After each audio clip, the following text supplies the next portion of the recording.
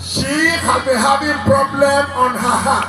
Napatagal na po ang problema niya sa kanyang dibdib, sa For how kanyang long? For how long? matagal na po ito. Gaano po katagal na na since childhood. Since childhood, the problem has been there in her life. Matagal na po ang kanyang problema. Tonight, Ngayong gabi, after the prayer of the man of God, matapos siya ipanalangin, she felt something was taken out of her heart. naramdaman po siya binunot mula sa kanyang puso. She this is healed. At ngayon ang wika niya ay siya ay Put your gumaling hands na. together for the Palakpakan Lord. natin ang Panginoon. Amen. It is permanent in Jesus' name. Dahil pinagaling na sa pangalan ni Jesus. Thank you so much. Marami pong salamat. You can go down from there.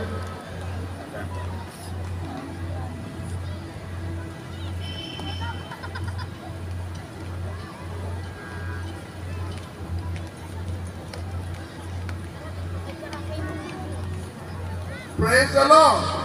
Purihin ang Panginoon. The next testifier. Kumusta po kayo, nanay? Ang pangalan po nila? Emerensyana Abila taga-sampo kayo, nanay. Emerensyana.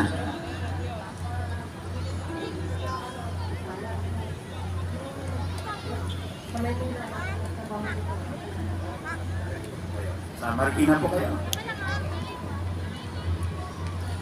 Sa Antipolo. Okay. Antipolo City is very close.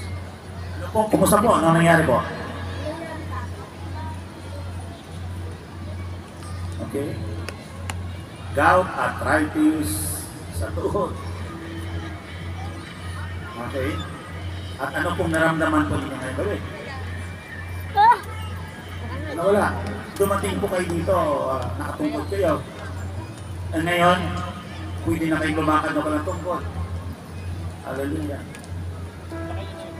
Praise the name of the Lord. Walang tungkol.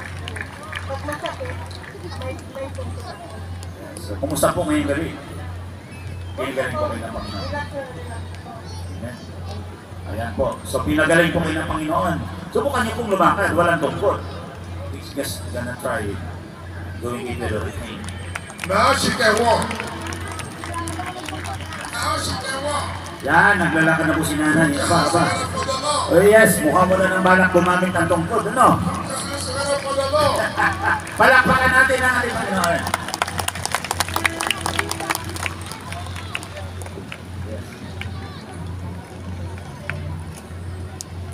Nasa testimony portion na po tayo. Napapakinggan natin yung mga pinagaling ng Lord, tumanggap ng himala.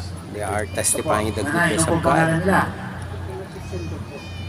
Si Patuloy pa rin po ang Josephine prayer Obistondo. sa Ano pong mga naging karamdaman po lalapit na niya? may karamdaman.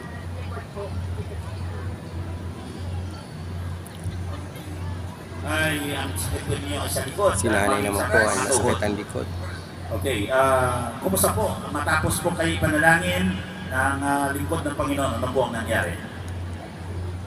Magaling na po kayo. Ay, nawala na po yung sakit sa tuhod.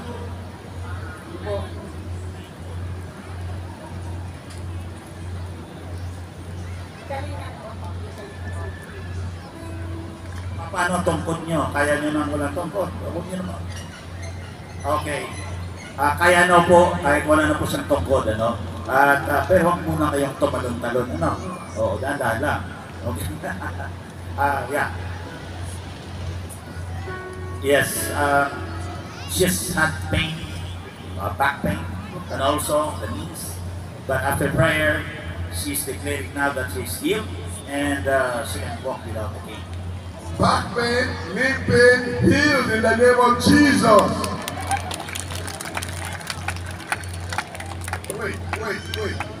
Wait. You said you can walk without the cane. Can I have your cane? Okay. Can you walk towards me? I tell you, this way. Okay. Put your hands together for Jesus. Amen. Just go and keep this in the house or throw it away. Amen. Ayan.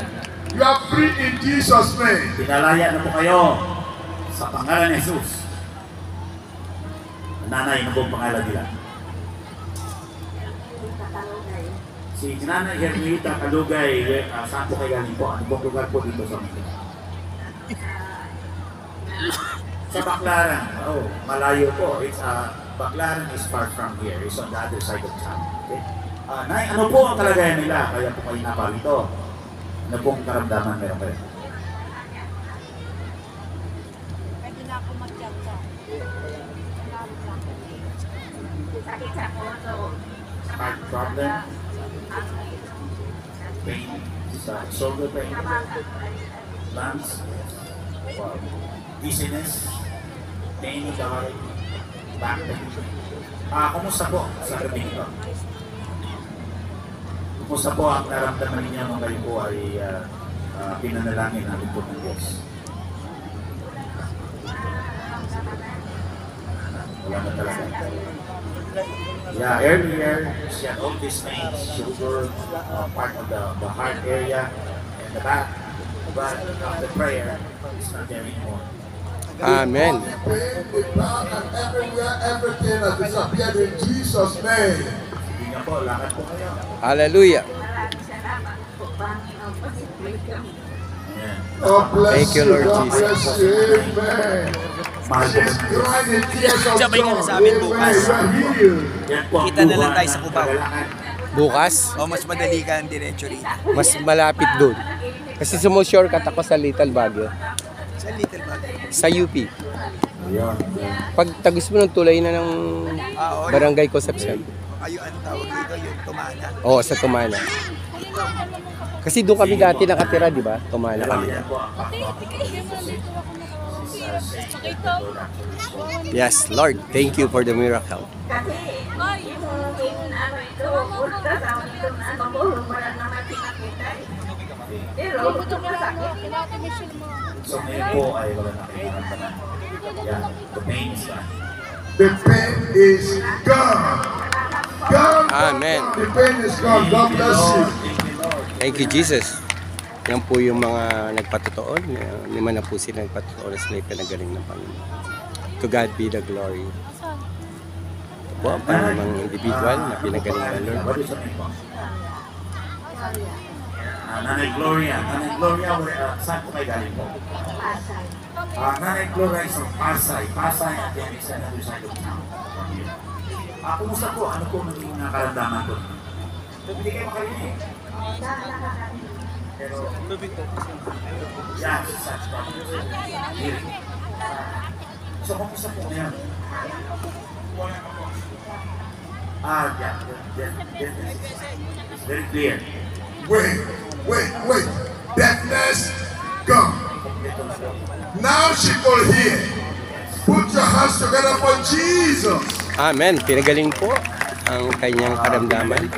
Di po siya makarinig, but today, And you can tell maliwanag na ang kanyang the napaparinig. pastor is talking to her now.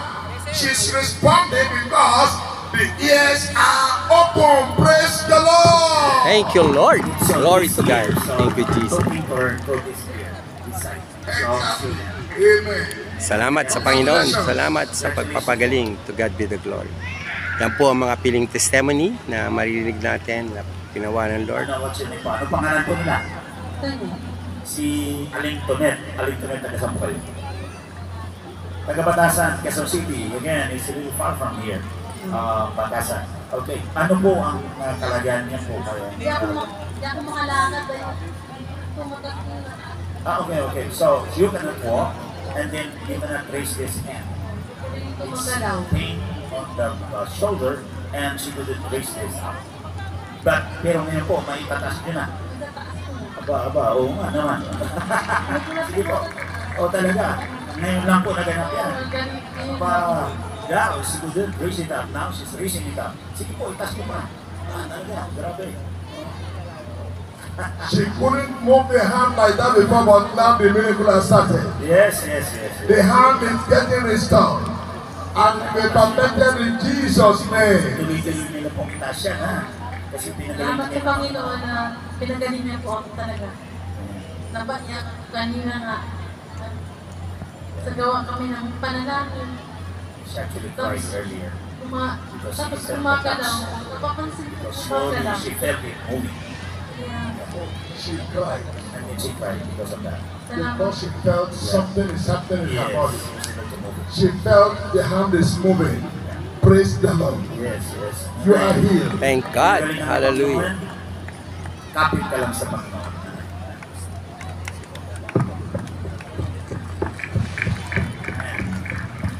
Hallelujah. Narito pa rin po tayo sa Marikina Sports Center.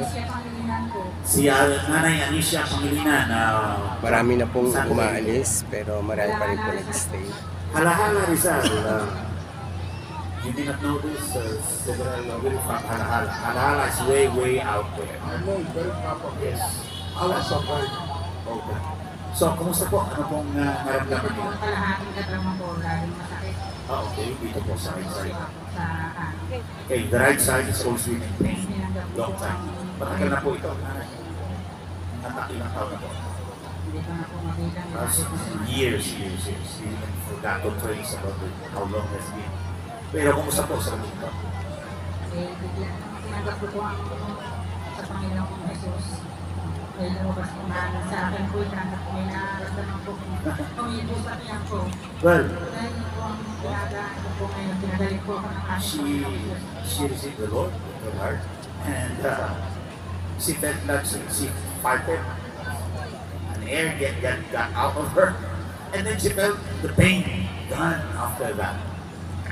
Praise the Lord. Praise God. Hallelujah. From Halahala, Ganun. Rizal. Ay, marami talagang hangin. It's just so much air going out. Now she's healed after that. She's felt some things happening and coming out of her body. Now she feels she's healed. And she actually Thank felt you, Jesus. something touch her on this part. She felt it does something touch her. And she knows it's the Lord who touched her. Amen. Amen.